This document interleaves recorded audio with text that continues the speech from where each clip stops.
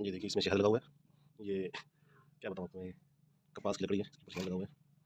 हाथ ऐसे हो गया, निकाल लिया ये देखिए।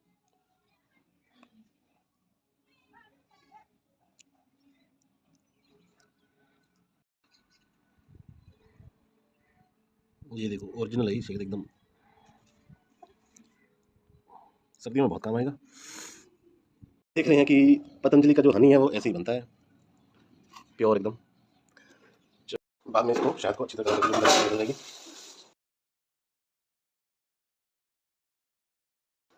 भाई साहब ये है एकदम प्योर शहद, ये खाने में शहद बहुत अच्छा है भाई साहब, मज़ा आ गया खा के भी। और कमेंट शेयर और सब्सक्राइब कर देना चैनल को, एच एस ट्यूबर को, और सपोर्ट करते रहे मेरे चैनल को। Thank you.